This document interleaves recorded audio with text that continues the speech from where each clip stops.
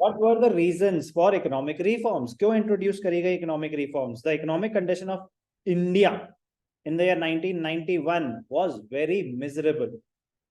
पाकिस्तान की अभी हालात खराब हैं, पता है या नो आइडिया? ठीक है, खराब है, खराब है। मैसिव इन्फ्लेशन है, फॉरेन एक्सचेंज रिजर्व्स डिप्लीट हो चुके हैं, उनको बेल आउट पैकेजेस चाहिए, लोन्स अप्लाई कर रखे हैं। सिमिलर सिचुएशन इंडिया की थी, सिमिलर जो अभी श्रीलंका की थी 1 साल पहले, अभी भी कोई श्रीलंका ठीक से बाहर नहीं निकले उससे, बट सेम सिचुएशन इंडिया की थी 1991 में। It was, why was there such a situation? It was due to a cumulative effect of a number of reasons. कह रहा है एक एक करके बात करते हैं। पहला reason, poor performance of the public sector. Leading role of growth and development was given to the public sector, और उन्होंने ठीक से नहीं करा। Poor performance of the public sector in the 40 years of the period 1951 to 1990. Public sector was assigned an important role to work for the economic development of India. However, except for a few public enterprises, कुछ companies ने तो बहुत अच्छा करा, but कुछ ही ने अच्छा करा। Overall performance was very disappointing. बहुत सारे लॉसेस में चल रही थी गवर्नमेंट कंपनीज, बहुत सारी लॉसेस में चल रही थी। तो लेकिन क्या जस्टिफिकेशन थी? गवर्नमेंट कंपनी है, they are not supposed to operate for profit motive, they are operating for welfare of the people. तो लॉस भी हो गया तो क्या हुआ, अब हम लोगों को निकाल थोड़ी ना देंगे। कह रहा नहीं भाई साहब, इवेंचुअली जो लॉस हो रहा है वो लॉस कौन मीट करेगा? गवर्नमेंट को ही मीट करना पड़ेगा। कौन से पैसों से? जो भी उनके पास फंड्स हैं, वो फंड्स कहाँ से आए थे? टैक्सेस कलेक्ट करके वेरियस सोर्सेस से। वो पैसा तो ग्रोथ पे खर्च करना चाहिए था। लॉसेस ही मीट करते रह गए तो ग्रोथ के लिए उतना कम बचेगा ना। तो considering the huge losses incurred by a good number of public sector enterprises, the government recognized the need for making necessary reforms. Huge losses of the public sector. Clear है पहला पॉइंट? दूसरा interesting point, deficit in BOP. क्या होता है ये BOP? ध्यान से देखेंगे। कहाँ करूं मैं? चलो यहां कर देता हूं। कुछ टर्म्स जो हम सीखेंगे पहले। Balance of payments. क्या होता है बीओपी? बैलेंस ऑफ पेमेंट किसी को पता है? ठीक है, अभी हुआ नहीं है। फॉरेन एक्सचेंज बीओपी का part. It is a statement, मतलब हमारे कोर्स में एक चैप्टर है foreign exchange and balance of payment. हम पूरा वो बहुत डिटेल में पढ़ रहे होंगे, बट अभी बस एक one liner. What is BOP? It is a statement, it is a statement which shows inflows and outflows of foreign exchange. It shows inflows and outflows of foreign exchange. हमारी country में foreign exchange आएगा कहां से? Inflows का क्या reason होता है? एक एग्जांपल, एक्सपोर्ट्स।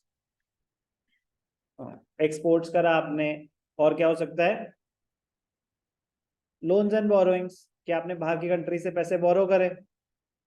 हमारी कंट्री में फॉरेन एक्सचेंज आने का क्या सोर्स हो सकता है? आपने बाहर सामान बेचा तो वो हो गए एक्सपोर्ट्स, और या फिर आपने लोन्स बोरो करे होंगे, यही तरीका है फॉरेन एक्सचेंज लाने का। तो आउटफ्लो, हमारी कंट्री से बाहर क्यों जाएगा पैसा? अगर हम बाहर से सामान इंपोर्ट कर रहे हैं तो मेजर रीजन क्या होगा? इंपोर्ट्स। और repayments of these loans and borrowings और इन्वेस्टमेंट्स अब्रॉड। अभी बस आपको आइडिया दे रहा हूँ। इनफ्लो मतलब हमारी कंट्री में फॉरेन एक्सचेंज आ रहा है, आउटफ्लो मतलब हमारी कंट्री से फॉरेन एक्सचेंज जा रहा है। इसमें कोई doubt? BOP is a statement which shows inflows and outflows of foreign exchange, कि फॉरेन एक्सचेंज कहां से आया, कहां गया। डेफिसिट कब होता है? डेफिसिट इन बीओपी का मतलब क्या होता है? डेफिसिट इन बीओपी मतलब outflows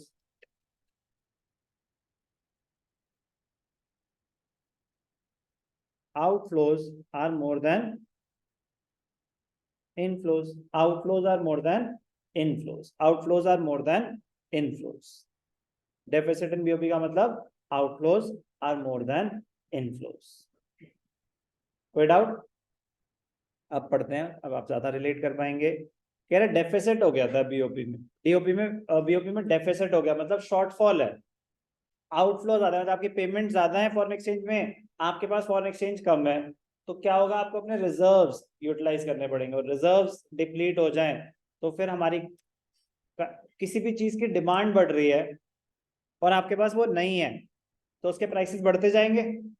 फॉरेन एक्सचेंज का रेट बढ़ना मतलब आपकी करेंसी वीक हो रही है, मतलब आपकी करेंसी वीक हो रही है.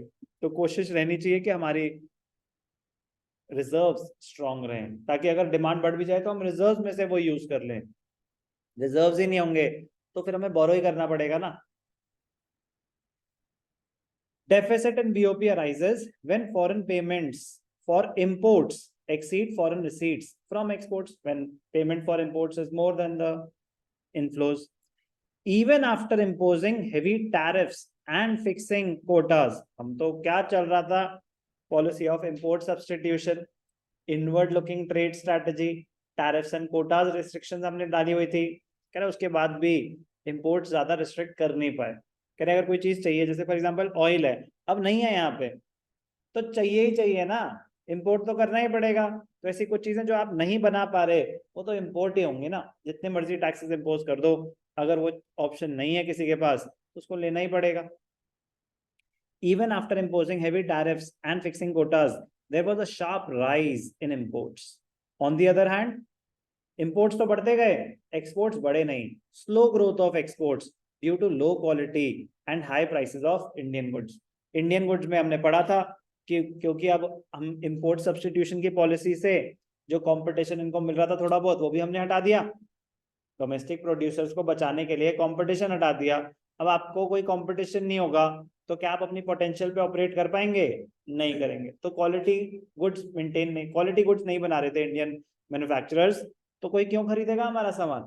एक्सपोर्ट्स बढ़े नहीं, इंपोर्ट्स बढ़ते गए, जिसकी वजह से डेफिसिट बढ़ता गया, डेफिसिट बढ़ता गया. What were the reasons for economic reforms? Number one, poor performance of the public sector. Number two, deficit in BOP. Clear? Third, inflationary pressures. महंगाई बढ़ती गई. Inflationary pressures. There was a consistent rise in the general price level in the economy due to increase in money supply and shortage of essential goods. Increase in money supply. अब तो आप money and banking पढ़ चुके हैं कि money supply, what are the components of money supply? Currency in circulation and demand deposits, and demand deposits. तो जैसे अगर बैंक नोट छापता गया छापता गया छापता गया, मनी इन सर्कुलेशन बढ़ेगी. लोन्स और बैंक बांटते गए, मनी इन सर्कुलेशन बढ़ेगी. मनी इन सर्कुलेशन जितनी ज्यादा होगी, डिमांड उतनी ज्यादा होगी या कम होगी? पैसा जितना ज्यादा है डिमांड उतनी ज्यादा होगी. डिमांड तो ज्यादा होगी, उस स्पीड पे आप प्रोडक्शन बढ़ा पाएंगे? नहीं बढ़ा पाएंगे. डिमांड बढ़ती जा रही है, सामान उतना है नहीं, तो क्या होगा? इन्फ्लेशन होगी, महंगाई बढ़ेगी. यस और नो? तो इन्फ्लेशन हुई. Fall in foreign exchange reserves, fall in forex reserves, fall in foreign exchange reserves interrelated है. इंटररिलेटेड है किससे? बीओपी से. फॉरेन एक्सचेंज रिजर्व्स कब डिप्लीट होते हैं? जब आपकी पेमेंट्स बढ़ती जा रही हैं और पेमेंट्स मीट करने के लिए आपके पास सफिशिएंट रिजर्व्स नहीं है, तो आपको अपने रिजर्व्स में से तो यूटिलाइज करना पड़ेगा. Foreign exchange reserves are external assets like convertible foreign currencies, gold, special drawing rights. Special drawing rights होते हैं मतलब फाइनेंशियल इंस्ट्रूमेंट होता है जिसके बेसिस पे आप किसी भी कंट्री से लोन्स ले सकते हैं, फॉरेन करेंसी ले सकते हैं. held by the central bank. Central bank is the custodian of foreign exchange reserves. Banking में पढ़ा था. Foreign exchange reserves are external assets held by the central bank for direct financing of external payment imbalances. क्योंकि जब भी shortfall होगी तो वो कौन हेल्प करेगा? सेंट्रल बैंक करेगा. कैसे? रिजर्व्स को यूज करके. हुआ क्या? इन 1991 foreign exchange reserves fell to the lowest level and it led to the foreign exchange crisis in the country.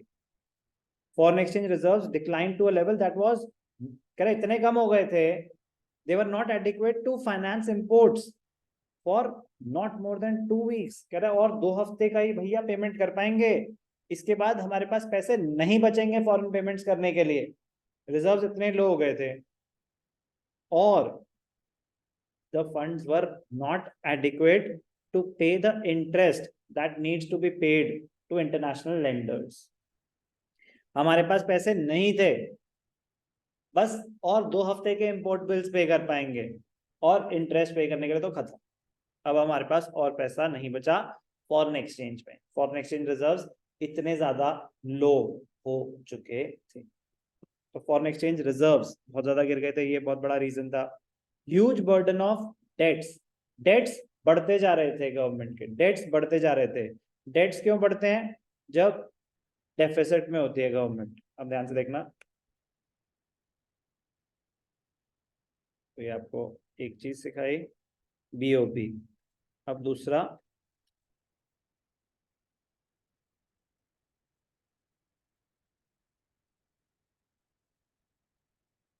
Budgetary deficit. बस एक जनरल मीनिंग दे रहा हूँ अभी, गवर्नमेंट बजट पूरा एक चैप्टर है हमारे कोर्स में, तो अभी बस एक बेसिक, सर हर चीज का चैप्टर है हमारे पास, हाँ जी बेटा है। बजटरी डेफिसिट, बजटरी डेफिसिट कब होता है? When government expenditure is more than government receipts. Government के खर्चे, गवर्नमेंट के खर्चे गवर्नमेंट की कलेक्शन से कम है। तो ऐसा कैसे हो सकता है? खर्चे कहाँ से होंगे? खर्चे हो रहे हैं 10,000 करोड़ के और कलेक्शन है 8,000 करोड़ की, कैसा पॉसिबल है? गवर्नमेंट के लिए है, हमारे लिए नहीं है। हमारे लिए भी है, फिर क्या होगा? जो शॉर्टफॉल है लोन्स बोरो करने पड़ेंगे, सेम चीज गवर्नमेंट करेगी, लोन्स बोरो करने पड़ेंगे। तो क्या होगा? This leads to deficit financing. Deficit का मतलब तो बता दिया, शॉर्टफॉल। अब वो शॉर्टफॉल कहां से मीट होगा? Deficit financing. ये डेफिसिट फाइनेंसिंग क्या होता है? डेफिसिट फाइनेंसिंग होता है printing of new currency, printing of new currency notes, नए नोट छपेंगे। बेसिकली सेंट्रल बैंक गवर्नमेंट को पैसा दे रही है, गवर्नमेंट बोरो कर रहा है, शॉर्टफॉल है तो गवर्नमेंट बोरो करेगा, दिस लीड्स टू बोरोइंग। ये क्या है? Borrowings of the government. कहाँ से बोरो करेगा? आरबीआई एक एग्जांपल है, तो आरबीआई से बोरो करना हमने पढ़ा था ना, currency authority, bank of issue, monetizing the government debt, ये वही हो रहा है। जो भी डेफिसिट है वो गवर्नमेंट करती है finance. The expenditure of the government was much higher than the revenue. As a result, government had to borrow money. क्या क्या सोर्सेज हैं? बैंक से, आपको एक्सप्लेन कर दिया, डेफिसिट फाइनेंसिंग, पब्लिक से, इंटरनेशनल फाइनेंशियल इंस्टीट्यूशन से। बोरोइंग्स बढ़ेंगी, बोरोइंग्स बढ़ेंगी तो फिर मनी इन सर्कुलेशन बढ़ेगी, फिर it will lead to inflation, yes और नो? तो प्रॉब्लम्स बढ़ती जा रही है, सिक्योरिटी प्रोवाइड करनी पड़ेगी, उससे क्या फर्क पड़ता? सिक्योरिटी ध्यान से देखना कि सर, लेकिन हमने तो पढ़ा ना कि जब जब गवर्नमेंट आरबीआई से बोरो करती है तो सिक्योरिटी प्रोवाइड करती है। सिक्योरिटी क्या होती है? Treasury bills. ट्रेजरी बिल्स क्या होते हैं? गवर्नमेंट ही तो एक सर्टिफिकेट बना रही है कि हम इतने पैसे दे देंगे। जो गवर्नमेंट बॉन्ड्स होते हैं, ट्रेजरी बिल्स होते हैं, वो कागज होते हैं, ठीक है ना, वो कागज होते हैं, वो बस सिक्योर, क्योंकि अब तो उन्होंने रूल बना दिया ना कि 200 करोड़ तक ही एक्चुअल होना चाहिए। आरबीआई को नोट छापने जितने मर्जी छापो, पहले क्या होता था, जितने नोट छाप रहे हो आपके पास उतनी एक्चुअल सिक्योरिटी होनी चाहिए, गोल्ड के फॉर्म में, रिजर्व्स के फॉर्म में। कह रहे 200 करोड़ तक, हमने 30 लाख करोड़ छाप दिए, तो सोचो, ठीक है ना। बाकी कह रहे कागज वागज भी चलेंगे थोड़े बहुत, तो काम भी तो करना है। अभी यूएस में डेट सीलिंग आ रही थी, डेट सीलिंग होता है कि मतलब मैक्सिमम बोरोइंग्स की लिमिट, तो ये था कि बस अब और नहीं बोरो कर सकते, और नहीं बोरो कर सकते। और यूएस की बात हो रही है, यूएस गवर्नमेंट के पास पेमेंट करने के लिए पैसे नहीं होते अगले दिन। अगर डेट सीलिंग बढ़ाते नहीं। डेट सीलिंग होता है ना कि बस भाई साहब और कर्जा नहीं मिलेगा, और नोट नहीं छाप सकते, और ऐसे ड्राइंग राइट्स और ऐसे कागज पे सिक्योरिटीज नहीं इशू कर सकते। आई थिंक $31.4 ट्रिलियन है। 31.4 एग्जैक्टली नहीं पता, बट मतलब इसी के आसपास। 31 मैं कह रहा हूँ एग्जाम्पल ले लेना, $31.4 ट्रिलियन।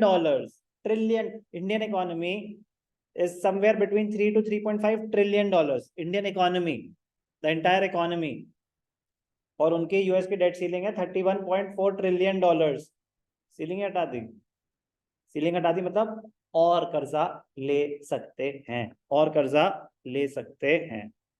देखते हैं जरा क्या है उनकी date ceiling, just for understanding, just for understanding, मतलब अंडरस्टैंडिंग क्या, नॉलेज। एक minute, date ceiling of US, भाई क्या 31.4 ट्रिलियन डॉलर्स थी, थी, हटा दी, हटा दी। 31.4 थी, हटा दी, ठीक है ना। ग्लोबल डेट करेंसी स्टैंड्स 31.4 था, अब बढ़ गया, मतलब उनका सीलिंग हटा दी ना, तभी तो बच गए। चलो ये भी।